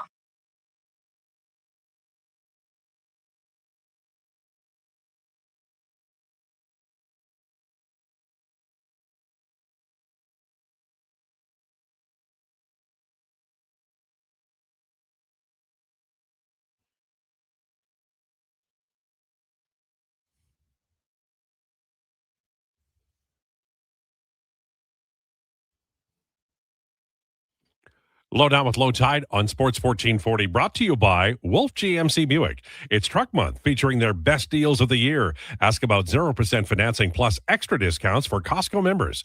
WolfGMCBuick.com. Our friend Cam Tate is sending out a tweet on X today. How comfortable are you, given Monday's Oilers performance, with the team going into the playoffs? Very, not at all. Right now, it's 49.4, very, 50.6, not at all. I think that sums up the Edmonton Oilers fan base all the time. Kind of seems like two extremes for the options, though. Like, I tweeted back at him and said, can we have any middle ground here? Like, why does it have to be one or the other, completely one direction? I think it frames the Oilers fan base pretty well. No, I hear you make a good point. I hear what you're saying. But you also make a good point. Here we are, the two chipmunks on Bugs Bunny. No, I insist you. I really like the improvements they've made defensively. I really like that fourth line. But a lot of this team is, important parts of this team are hurt. We're talking about, hey, the power play is no good, but you put Leon and Hyman back and it should be much better. And, the top two lines should roar no matter who plays with Leon and McDavid, unless the coach decides to put Leon and McDavid together, which I can't count on him to, decide not to. I think this team should be pretty formidable for any team in the Pacific Division. Yes, and I voted on the poll. I said very. I did too. I don't know how you couldn't be confident after watching last night. I did too, for what it's worth. I said not at all, out of spite. Of course, because, out of spite. Yes. And I don't blame you. I say enough nice things about them on the airwaves. I don't need to vote for them on X, everything out. Man, I don't know how you could watch last night and not be confident in what you watched. This team, sure, they've scored one goal in their last 7 periods, but look at it this way, okay? What has been the Achilles heel of this team all year? Defense and goaltending. Exactly. Yeah. What have the Oilers found a way to lock in of late? Defense and goaltending. Exactly. Yeah. So, the last 10 games, they have given up just over 2 goals per 60 at 5-on-5. That's really good. They've been excellent defensively and mostly in net over the last little while here. So to me, the offense is bound to come. It just so happens you're missing Leon Draisaitl, Jason Dickinson, and Zach Hyman last night. Let me ask you, and I'll open this up to everybody. I'm open to theories because people have asked me and I don't know. I can run the numbers. And I know that when McDavid and Draisaitl are healthy and centering their own separate lines, the third and fourth line share 22 minutes a night. So that's, that's quite a bit. It really is about 11 minutes each. Now, with Draisaitl hurt, that number has increased a little bit, depending upon who you decide is the second line. So I've really liked the third and fourth lines recently. When Leon comes back, and the coach decides to play the third and fourth lines less, do you think that's going to impact the quality and the performance of the third and fourth line when maybe they're not getting out there for a few minutes and their legs get a little bit, stiff? Thoughts? I think that gets blown out of proportion. Okay. I mean, the 22 minutes is quite a bit of time, even when Leon and McDavid are there. There's only like 50 minutes, say, in a 5-on-5 in a game 5-on-5. So it's not like it's 22 minutes and then the 38 are spent, with McDavid and Draisaitl. It's more like 22 and 30. Okay, so we'll use let's just use I don't know, Trent Frederick as an example right now. Okay, let's look at his minutes from recently to when Leon was still in the lineup. To me, it's not about minutes. It's about playing better in your minutes. And so for a guy like Trent Frederick, he has had 13 and change, 11 and change, 14 and change, 14 and change, just over 15. So that's his last 5 outings. Right. So let's say it's about averages out to probably 14. That would be fair. Ish. Just over 13.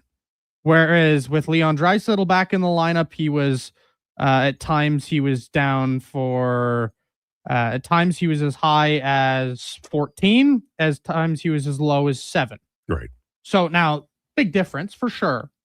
But you would also say that Trent Frederick wasn't playing well. He did not warrant more playing to time. the Olympic break. Okay. So now let's look at Leon Draisaitl on the Oilers, but post-Olympic break stuff. Trent Frederick, what are we looking at here? 15 minutes, 13 minutes, right?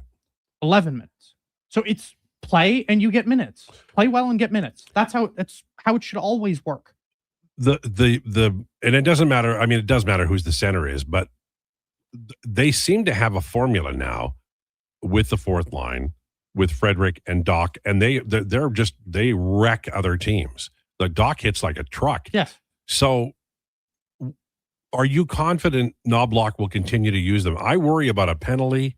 And then, last year in the playoffs, Stetcher got crumpled trying to make an outlet pass, and the Panthers scored. And then they really didn't go back to those small little outlet passes afterwards. They were trying to hit the score clock, or they were going along the wall. They just abandoned it. And I worry a little bit that the fourth line will take a couple of penalties in a game and he'll abandon that. And I don't think he should. Frankly, I'd be pretty surprised if he abandoned it. It's effective. It's effective, number one. Number two, I think every coach in the league understands that come playoff time, if you're going into a series, the more physical your third and fourth lines can be, the more they can wear down who they're playing against, probably the more of an advantage it'll come into in the end of the series. So I'd be surprised if they took a penalty, regardless of Leon being back, Hyman being back, I'd be surprised if their minutes really dropped drastically and he went away from them. Now, would I be surprised to see him go away from a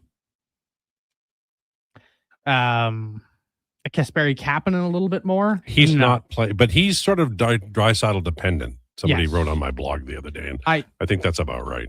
I wouldn't be surprised if Kapanen's a guy who sees his minutes drop a little bit more. I wouldn't be surprised if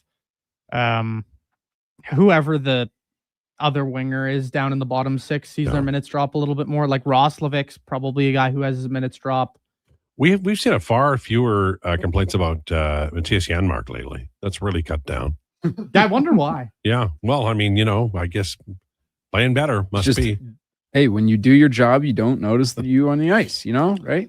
By the way, Doc and Frederick in 58 minutes together, 5-on-5. They're 2-3 goals, so they're at 40%, but their expected goals are 72%, and that's what the eye test tells us. The eye test is telling us these guys are rambunctious, and a lot of the play is in the opposition zone. And I'm really genuinely encouraged by that line, and by Nurse and Murphy too. I think they played extremely well. Are you encouraged by Adam Henrique of late?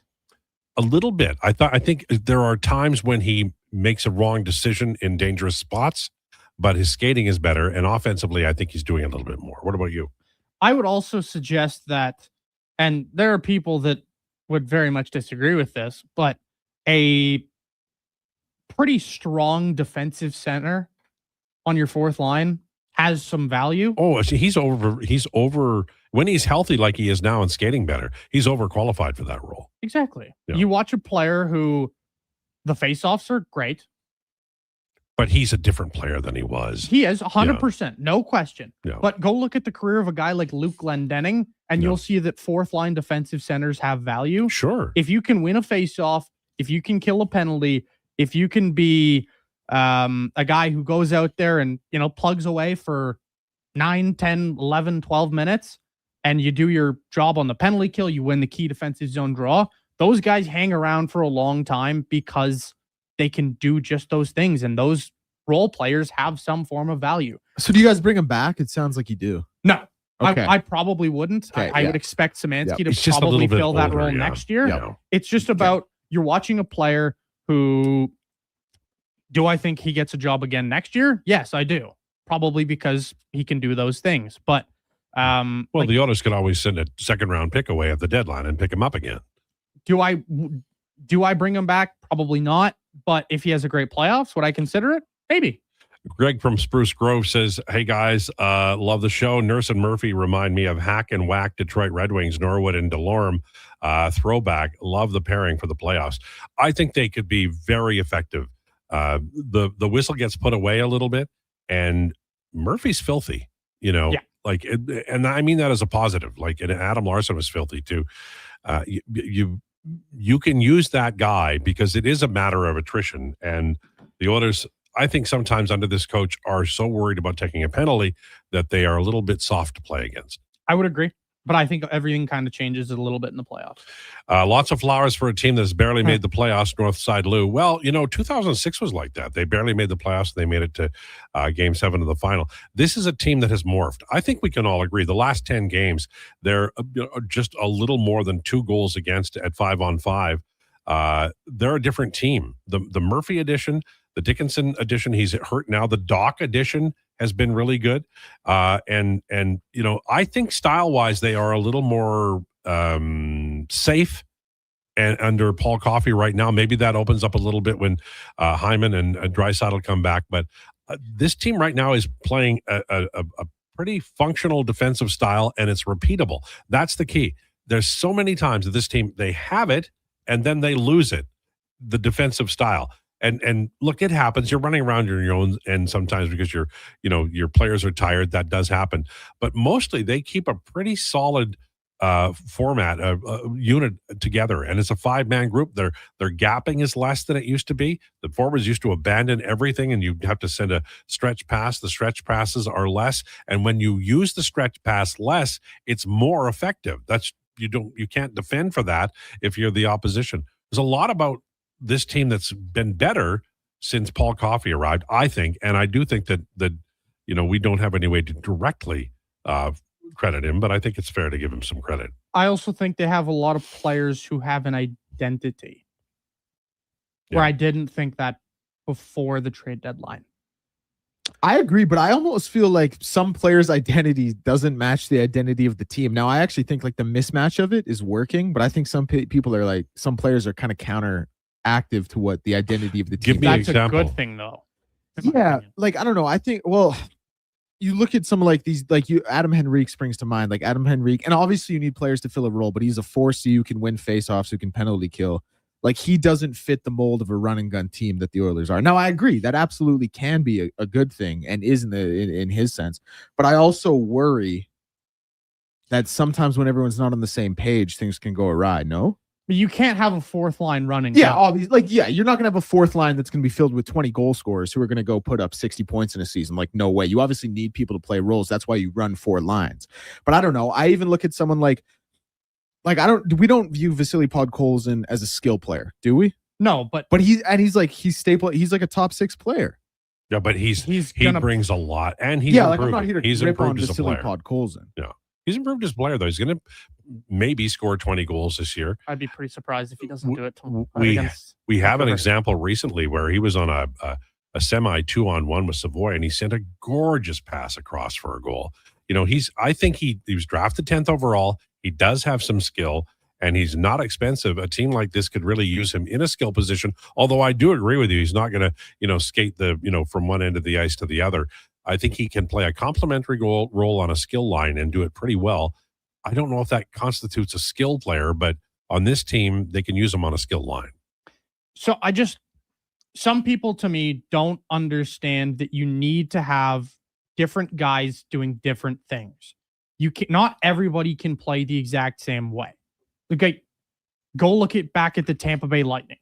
when they got swept by the Columbus Blue Jackets, that to me is a perfect example of why you can't have everybody doing the same thing.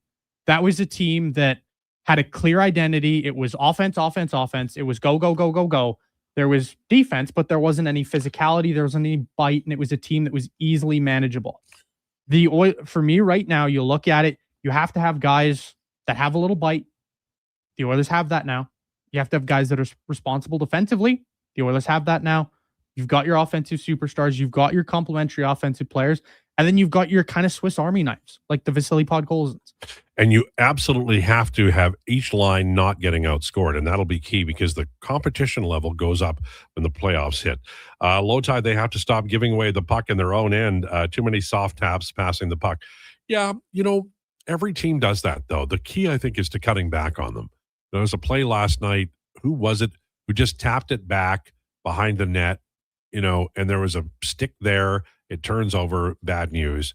You want to cut back on those, but no team cuts them out. It's just the rules change. There used to be a rule where, when I was a kid and I watched Tim Horton play, he would just staple a guy to the wall and the puck would be over there 16 feet from him, but he wasn't letting go. And Horton was strong. He couldn't wriggle off the hook. And you can't do that now. That's a holding penalty. So the nature of the game, the way it's called, it's going to create more offensive opportunities. But I do agree completely. They have to cut back on them. And there's the blue line ones, the back passes at the blue lines are what drive me crazy because the problem with that one is everybody's going the other way. Like everybody's going that way. You turn over the puck and then whoever can jailbreak on the other side, they have a 2 or 3 on 1 or 2. And that's the danger zone. All right. It's 1:17 on the way. More Oilers talk. We're going to talk a little NBA as well. The play-ins are tonight. I want to talk about that with Declan, Josh, and young Donovan here. Lowdown with Lowetide. Do you sit around at work listening to sports radio all day? That's right, my friend. There's no shame in it. It's the good life. And we're not here to snitch. Say, if your company advertised on Sports 1440, you could be the one listening for your company's ad every day. Now you've got an excuse to listen to Sports 1440 all day. It's part of the job. Sounds like someone's getting a promotion. Email Gregor at sports1440.ca and let's get to work for you. Getting your vehicle sparkling clean doesn't have to cost a fortune. Take it into Hughes today and pay just loonies a wash. Find us at HughesCarWash.com. Bring into savings at the Brick. Refresh your home with huge discount. Save up to $1,800 on sofas and sectionals, and buy more, save more. Up to 25% off bedroom and dining furniture. Dreaming of better sleep? Upgrade your mattress game. Save up to 40% off select mattresses and score free delivery when you use your Flexity card. Plus, save 50% when you buy 2 or more select major kitchen appliances. Some exclusions apply. See in-store for details. The Brick, proudly Canadian since 1971.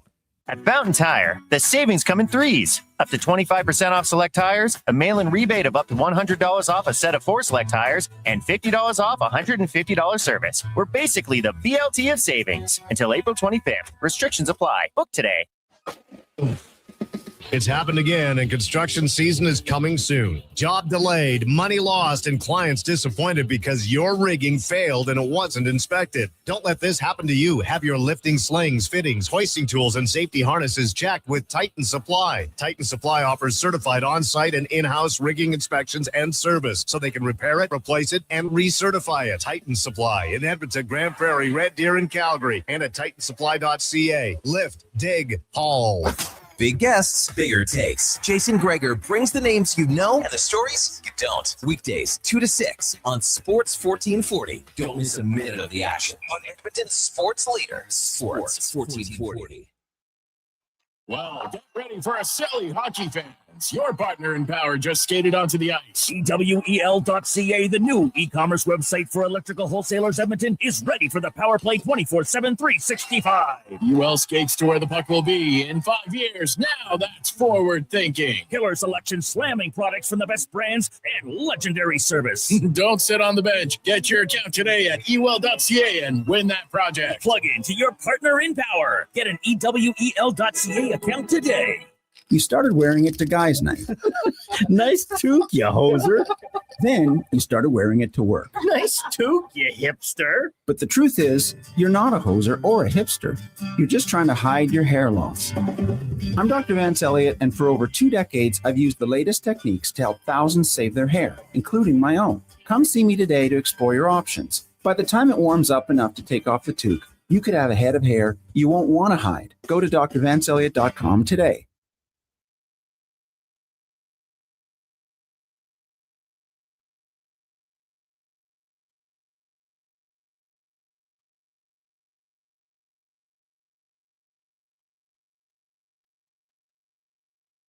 Here's the lowdown with Lowetide on Sports 1440. Presented by Wolf GMC Buick. We're making it easy. WolfGMCBuick.com.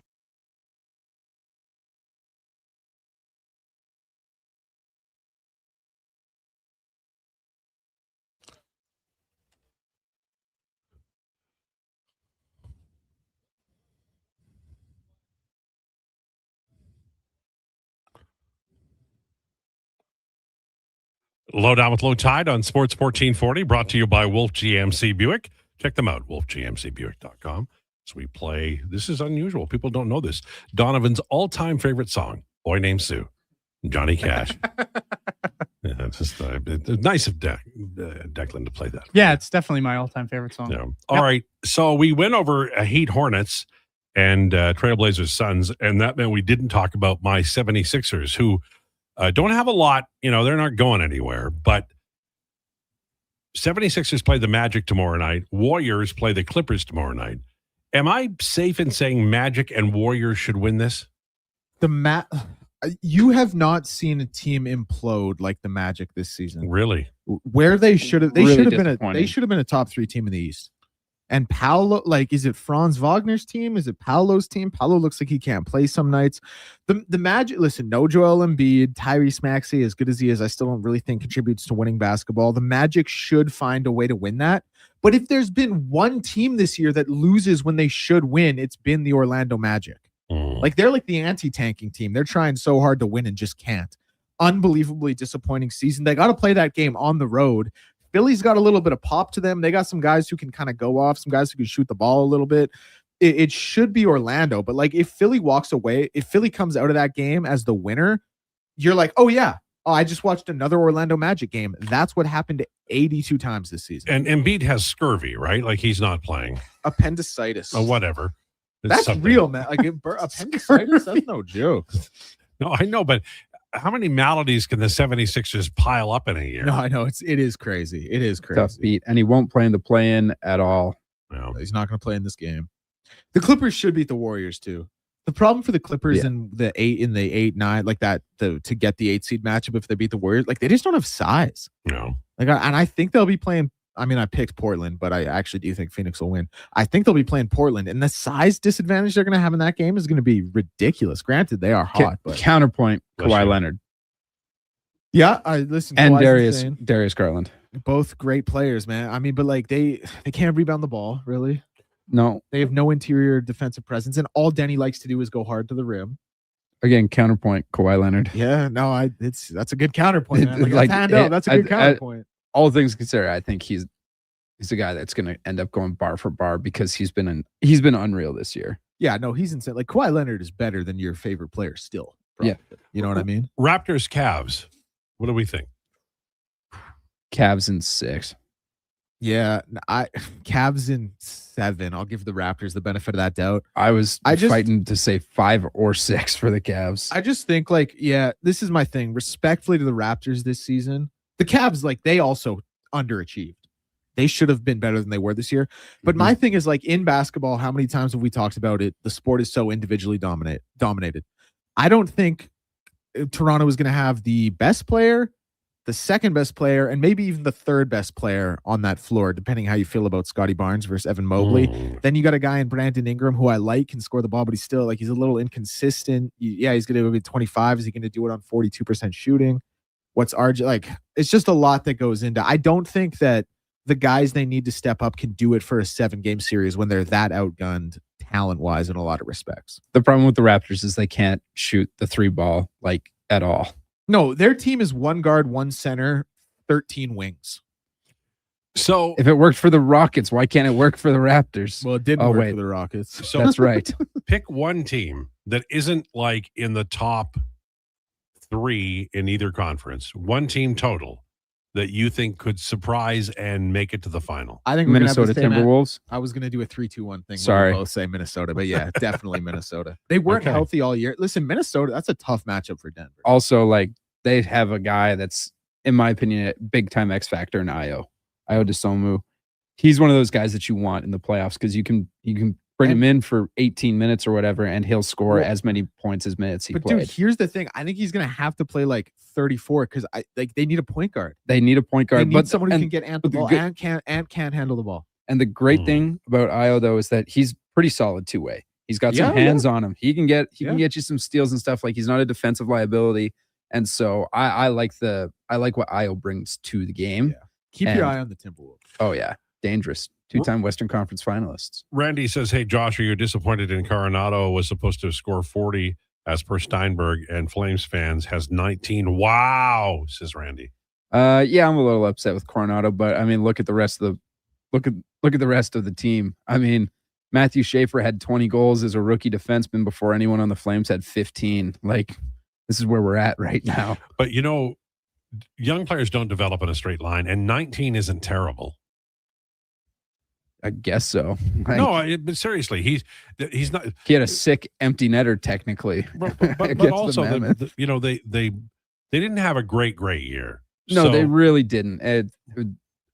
Again, if the Flames had as many points last year, or as many points this year as they did last year, they would own the Pacific Division. Yeah, that's true. They had 97 points last year. No, they were very good. They wouldn't quit. I love and that. they missed the playoffs. It was Guess what so though? good. The Habs had 92 points and they made the playoffs. Not that you're So jealous or upset. It's all no, good. definitely nothing wrong with that. Sask Oilers fan says the Lions need to outscore opposition in the playoffs. That's what I said. He said Rico and Freddie are currently 2-3 in goals, but you guys sure love what they bring. That there is called talking out of both sides of your mouth. Actually, what I said was with regard to Frederick and Doc. There were 2-3 goals, but 71% or 72% expected goals. Now, I know people don't like the analytics numbers, but expected goals tells you that what's happening on the ice in a very small sample, and let's agree 58 minutes is a small sample, is not necessarily reflected properly in the 2-3 goals. It's one goal. It can go in off somebody's ass. You can't make an argument. You can't bind somebody to that. But 72% means that the puck is heading in a lot of good directions with that line. And eventually, regression, which can be good or bad, will see them outscore the opposition. I'm a fan of that line, not because they're 2-3 goals, but because they're 72% expected goals. And the eye test confirms the expected goals. They don't look like a 40% goal share line to me at all. Man, if you've watched that line and paid any attention to the Oilers at all since that line has been put together, you would look at that line and say, damn, that line looks really good. And keep it up. Like There's a reason we're talking about as much as we are, because it looks that good. And they stand out from what the previous fourth lines looked like. It which has was an garbage. identity. I sat here not long ago, and I said, when the Oilers have McDavid and Draisaitl on the ice, they're like 56% goal share, and they're like 40% or 35% with third and fourth lines. These guys aren't doing that, and it will pay off. It's just a small sample size. And now he responds, Frederick has 4 goals this year with nothing but opportunities. And he also went on to say, Doc, Rico, Freddie combined 11 goals this year, lol. You guys are sure seeing things with rose-colored glasses. Yeah, you know what? Frederick wasn't good earlier in the year. I think we all agreed with that. He has come on. And with Doc, I think yesterday, Donovan said that. They've kind of got a tandem there. Those two are able to go in and do some things that maybe they weren't able to do solo previously when they had guys like Janmark. No disrespect to Janmark, taking some hits on the show today. I don't mean for it to happen like that. But the bottom line is that for the first time in a long time, I can see a fourth line who actually plays for the Oilers and outscores for the Oilers in a way that Vegas had the year they went to the Stanley Cup. Yeah, I wouldn't really disagree there. I would just suggest, man, if you're looking at the entire season of Trent Frederick and you're worried about what games 1 through 56 looked like, I'm going to look at you and say, wow, you sure must have hated Connor Brown. And we look at how that turned out, right? It's very true. You can't look at a player through games 1 to 56 and go, wow, this guy really sucked. And then watch him play right now and go, man, this guy really sucked in games 1 through 56 and not respect what the turnaround has looked like. He's been a totally different player. He looks faster. He looks more engaged. He's not turning the puck over as much. You watch some of the more confident plays. Listen, Trent Frederick stunk in the first couple months of the season. But if you haven't watched him or Colton Dawkins aligned together and said, man, this line sure, if you're saying this line sure stinks, I don't know what you're watching. By the way, today on the Jason Gregor Show, lots that you want to hear if you're a fan of the Bakersfield Condors and the Oilers development system. Keith Gretzky will be here. Edmonton's tallest building, Paul Sir, will also show up at 2:40. Then it's Terry Ryan. Struddy's coming by at 4:20. That'll be... Does he still have the goofy laugh? I heard that he had gone to Europe and got surgery to get rid of it, but apparently it's stuck. That's too bad. Spent a lot of money. It didn't work. Specs out there. Derek Van Diest as well, Mr. Tate, and Dave McCarthy as well. It'd be a fun show for Jason. The Oilers don't play, guys, until Thursday. By the time that happens, LA could have really made life miserable for the rest of the Pacific. Vegas, I think, wins the division, right? So it's going to be Vegas, probably Edmonton, then LA, Anaheim, a wild card. Is that how you see it going? Yes. Sorry. Yeah. Yes. It was out to anybody. So anyway. I was just continuing to look at Sask Oilers fans saying Trent Frederick does things. I agree. Hits, gets in scrums, but those guys are a dime a dozen in the AHL and ECHL. And that is where you officially lose any semblance of no, you're not going to call him the P word. No, I'm not going to call I'm always afraid when you have that, there's not a mean undertone. Okay. But man, like if you think that there is a dime a dozen player like that in the AHL, then you'd see a lot more AHL call-ups. Watching the AHL, there are some gritty, tough guys, but a they lot can't of play. a lot of the difference is foot speed.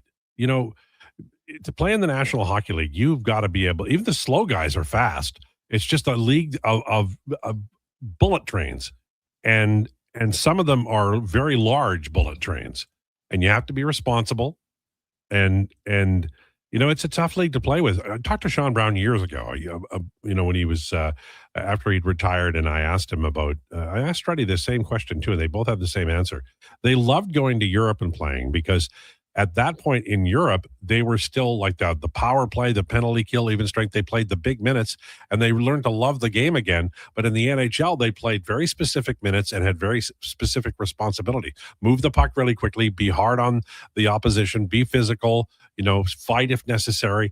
And that role is still damn hard in the National Hockey League because you've got to be fast and skilled, and you still have to be a plumber because that's how skilled the league is. Yeah, I mean, there's so many different things that go into being one of these depth players in the NHL, and there's so many different things that go into being one of these more physical guys in even the AHL. There's a lot of things that some people overlook and don't think about, but look at a guy who, for instance, one of these NHL, AHL tweeners, like a guy like Scott Sabourin, who's been up and down all season. That guy's whole job is mix it up, get into scrums, and fight people. And don't give up goals. Yeah. And that's the only reason he's in the NHL. And he can somewhat skate. He's not a burner. He's just, for me, with those guys, they need to still be able to play hockey. And that's why there's not very many of them actually in the NHL, is because guys like that usually can't play hockey. And goes on to say, Sask Oilers fan again, Trent Frederick would be average in the AHL. Well, and that is blasphemy. Well, but it injured, he wasn't himself. So we're going to move on. We have heat check, ice bath. I got it right. I got it written down right here. Heat check, ice bath. I'm in, boys. I got a good one. Well, I got one good one and one I haven't figured out yet. It's all on the way. We're going to go around the table with Heat Check, Ice Bath, Declanations next. Lowdown with Lowetide on Sports 1440 and YouTube. Nothing beats getting a deal at McDonald's. Why? Because you get a deal now. And a deal later. Redeem an offer from the latest mailer or on the McDonald's app and dig into instant savings. Plus, you earn points towards Free McDonald's. Now that's what I call a double whammy of deals. Why does that keep happening? Deals sent right to your door. Check your mailbox for the latest McDonald's mailer loaded with delicious value. For a limited time at participating restaurants in Western Canada. Who's that working on the underground utilities over there? All-Star Construction, that's who. What about the street lighting? Yep, All-Star Construction. And the directional drilling, hydrobacking, neighborhood renewal, and telecommunication work? Yep. Since 2009, All-Star Construction has been doing all that and more, shaping and building Edmonton communities for land developers all around Edmonton. That's what All-Star Construction is all about. Wondering what you can afford? Let Go Auto do the math with our free car loan calculator. No pressure, no awkward convos, just quick answers on your budget and payments. Bad credit? No credit? We got you. Text CHECK to 780-777-7777. That's CHECK to 780-all-7. Find out what you qualify for and start shopping with confidence. Go Auto. Drive what you love with payments that make sense. Hot coffee, hotter takes, and the sports stories that matter. Check out Kevin Carrius weekday mornings from 7 to 11 on Edmonton's sports leader, Sports 1440. Be part of the conversation. 833-401-1440.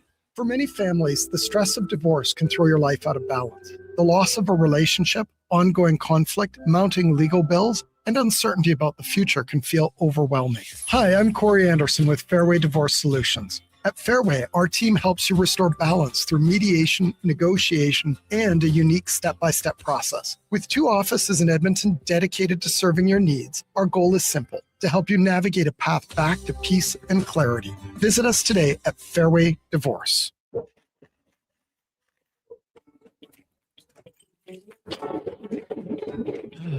Oh, Canada.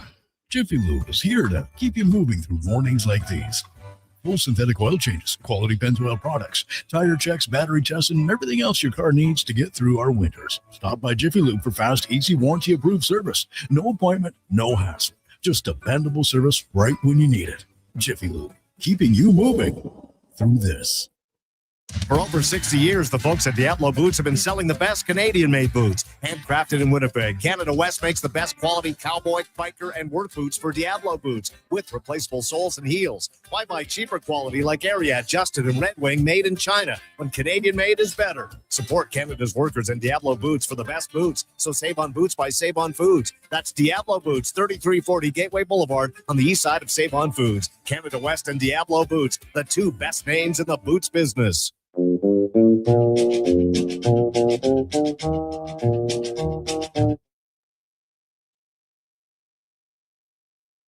The Lowdown with Lowetide on Sports 1440. Can you fit Sports Encyclopedia on a business card? Presented by Wolf GMC Buick. We're making it easy. WolfGMCBuick.com.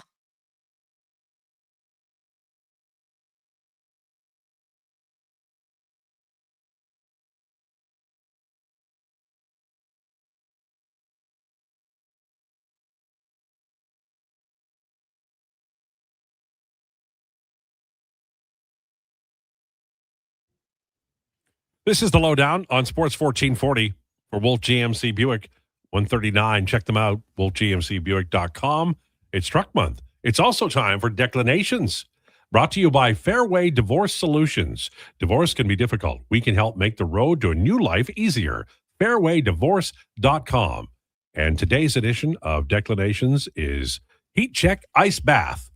Declan, are you going first? Yeah. All right. All right. My heat check of the week is love. And let me tell you why. You mean like tennis love? What? No, the real one that comes from the heart. The Dallas Wings, who last year That's not where I thought that was going. Drafted Paige Beckers first overall, had a great season, put up like 19 points a game, 33% from 3. Very good for the WNBA game. They have drafted her girlfriend Ozzy Fudd, nice. #1 overall this year, just earlier this week. That's in so the cool. WNBA draft. I'm Yeah. an instant fan of the Dallas Wings. So it was going to be my heat check of the week was going to be teammates kissing. Instead, it is love. I love that. Listen, there have been WNBA players who've like played with their wives or played against their wives, stuff like that. But the Dallas Wings had 2 back-to-back #1 picks in a row. They take Paige Beckers from UConn one year. They take her girlfriend Ozzy Fudd from UConn the next year. Who's back the week? No, heat check the week. Love. Let's just be clear here, though. Fudd was like #1 on a bunch of mock drafts until like a month ago. Okay. Like she's very good at her She was job. very good. But what if they got to get along, right? Let's hope they don't break up for the sake of the Dallas. Yeah, that could go It poorly. could happen with That anybody. could actually go poorly in the end. Yeah. Would be crazy. All right, my ice bath of the week. This one's for all the soccer fans out there. Arsenal. The Arsenal Gunners. So for anyone who's not too in tune with the soccer team, a few weeks ago, Arsenal, they were like poised to win the quadruple, which is the Carabao Cup, the FA Cup, Champions League, and the Premier League. They have since lost the Carabao Cup finals. And moreover, the ice bath of the week is actually their manager, Mikel Arteta. They have lost the Carabao Cup. They got bounced by Southampton in the FA Cup quarterfinals. They're currently playing in the Champions League quarterfinals, and they do sit first in the league in the Premier League. But this is what could happen. If Manchester City win all their remaining games, they will finish with 85 points. If Arsenal lose to Man City but win every other game, they will also finish with 85 points, meaning it could come down to goal differential. It is a meltdown of historic proportions. And to make it all the more better, Manchester City and Arsenal play this weekend. Love it. Yeah, I'm telling you. This is, I know we don't cover soccer at all on this station. Why would we? It's a British league. This is like, we're talking about one of it would be like if the Thunder this year, who started the season 24-1, missed the playoffs. Like that's kind of the meltdown we're talking about with Arsenal here. And let's not talk about Tottenham Hotspur. They're also on the ice bath. They got relegated, by the way. Get to the championship, buddy. Do you know how much money they're going that should be your ice bath, not to tip your hand or anything. No, I've got a better one. But that's amazing. When you said love, I thought that was going in a totally different I direction. thought tennis. See, I had a feeling that there was going to be some like Declan announcement. A certain somebody in off the air, obviously. Evidently not. No. I thought there was going to be like I'm not stealing Paige and Ozzy shine, baby. I thought there was going to be like That's some right. conversation, Breaking some news. ring or something. I'm like, what? That's Declan. that's actually going up on ESPN, just replacing Beckers and Fudd. All right, I'll go. My heat check of the week. Literally, it happened last night. The greatest MLB game of the year so far. Angels Yankees. 11-10 the final score. Obviously, Romano coughs it up in the ninth. 3 hits, 3 earned runs, and then a wild pitch. He's consistent. To walk it. Yeah, look at this guy go. They were up by 2 runs. What are we doing here? What are we doing? But Aaron Judge, Mike Trout. It's the 4th game in which 2 multi-time MVPs at the time of the game hit multiple home runs each, joining Roy Campanella and Stan Musial, Roger Maris and Mickey Mantle, and then again, Maris and Mantle. They did it in 3 days apart, Mantle and Maris. That's July pretty 3rd, amazing. 62, and July 6th, 62, which means that this has not been done for 64 years. About my age. Pretty cool. Yep. Pretty cool. It's a long time. And the Angels do it in the most Angels way possible, losing the game and wasting another good game of Mike Trout's career. Thank you, Los Angeles. Anyways, now for the actual ice bath of the week, even though that sounded a little ice bathy. Also baseball related. Bobby Witt Jr. has reached base 30 times this season, and he has been left on base 29 times. This is not a Bobby Witt Jr. ice bath. This is a Kansas City Royals ice bath. Terrible. What are you doing leaving that man on base 29 times?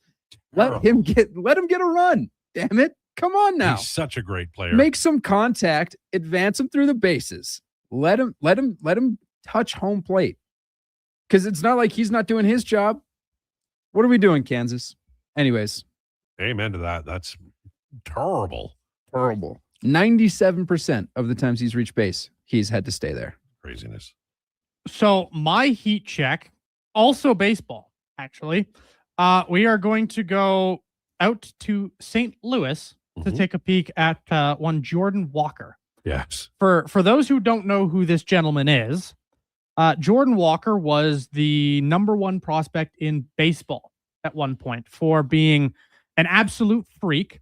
At 6'6", he is a gigantic human being, and he was so hyped up because of this combination of size, power, athleticism. Really, really awesome prospect who hit the ball basically harder than anybody. And for the first little bit of his career, he has really, really struggled at the major league level. He's only 23 years of age, but man, like last season in 2025, he was brutal. Had an OPS under 600. 2024 had an OPS just over 600. Like, he's had some really, really big struggles at the major league level to this point in his career. And through 16 games, he has 8 bombs. Leads the majors in homers. No doubters. Like, they're gone. He's looking like he's finally living up to the number one prospect pedigree. Leads the league in homers, has 20 hits in 16 games, is having an unbelievable start to his season, 333 and 1161 OPS to begin the season. Craziness. Unbelievable. And he's just 23. So this could be just the breakout and fantastic career turnaround for a young, hopefully phenom in Jordan Walker. Got to hope the best for him. Seems like a great kid too. So really, really hoping for him. That is my heat check. As for my ice bath, I am going to go to the Major Leagues of Baseball once again, but this time it is a Toronto Blue Jay. It doesn't have to do with their bullpen. It has to do with Nathan Lucas. He's hitting 0.77. That's bad. Which is really bad. And then you faction. So, but is it like really, really bad? Yeah. 2 hits in 26 at-bats. He, so far this season, there's already been a compilation of him swinging and missing. I swear to God, it's probably like 50 pitches outside the zone. Jeez. It's absolute insanity. If you haven't watched, that's a guy who's really, really struggling right now. And I figured the Jays would have some regression candidates, and Nathan Lucas was one guy I pegged for it. But this is a guy who's taking a slump to a whole nother level. Like, beginning your season hitting 0.77. That take all year to recover. Yeah, it's really hard to recover. And at this point, like he might be in the Brendan Little category where he just has to go down and try and find his game again. Yeah, he probably would welcome the opportunity at this point. You know, it's got to be wearing on the guy. Oh, that's a long time to be not successful. Right? Like, man, at this point, 8. What are we looking at here? Like 11 games, 0.77. Yeah. If he doubled his hit total, he'd still suck. He has 1 walk. Man, terrible. 5 strikeouts. By the way, Lenyon Sosa has been activated by the Blue Jays. Tyler Fitzgerald has been optioned. It's a big move. All right. I'd actually rather have Tyler Fitzgerald. Yeah, Fitzgerald doesn't hit the ball hard, but he can do more things, I think. I think he's more versatile. Yep. Yeah. My heat check is Connor Ingram. Had a difficult road, as has been chronicled all year after he came over from Utah. He gets traded to Edmonton, which is a tough place to play goal. I think most guys who have played goaltender for the Oilers over the years would confirm that. Right now, he's on the verge of being the starting goalie for Game 1 of the playoffs with Edmonton. He really has stepped into an area they badly needed a hero, and he has become exactly that. I don't know how this is going to go. But I'm thrilled for him, and I know some people were upset about his reaction last night. I just view that as competitiveness. He had I thought, a brilliant game. He's part of the success of this team. He's on the verge of having a .900 save percentage for the Oilers, which is rare with the new way they are counting shots on goals. So my heat check is for Connor Ingram, and I'm thrilled for him and absolutely delighted for him. My ice bath, it's baseball. We've been talking a lot of baseball today, but this is I talked about it before, but I'm going to just reiterate it. Garrett Crochet is a great pitcher, 6'6", 245. He's an intimidating guy on the mound.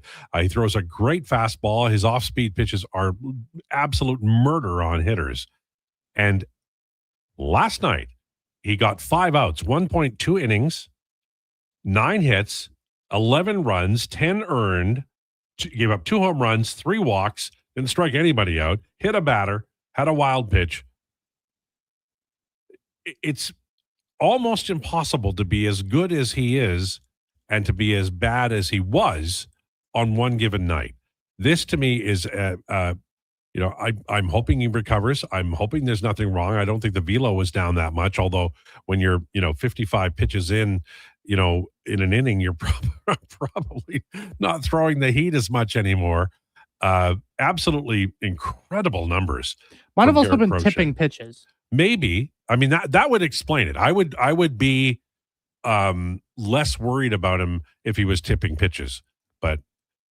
And the Bo Sox, that entire AL East, the Yankees started well, and they can't do a blasted thing. And last night, there were except beat the Angels. Right. Last night, there was 500 runs scored, and the Mets didn't score any.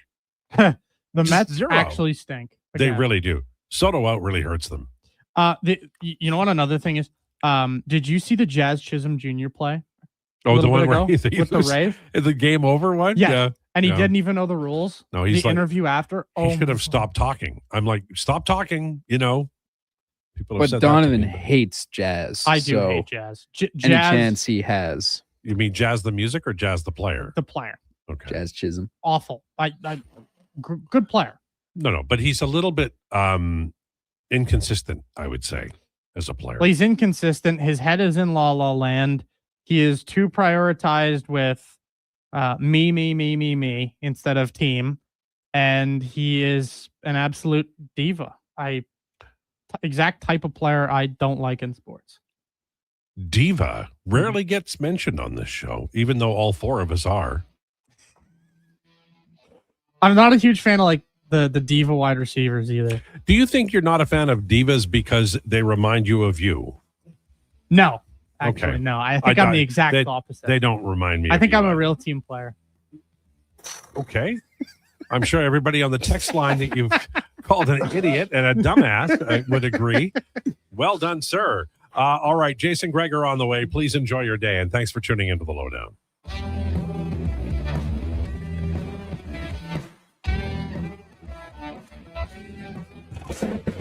This is a Sports 1440 update. Brought to you by Sean Cunningham of RE/MAX Real Estate. Get the home team advantage for your next move in the Edmonton area. If you're thinking about buying or selling a home, call or text Sean directly, 780-265-0165. NHL action will get going at 5 o'clock with the Devils and Bruins, Hurricanes and Islanders, Canadians and Flyers, and of course the Washington Capitals and Columbus Blue Jackets. Late game, we'll see the Los Angeles Kings in Vancouver to take on the Canucks.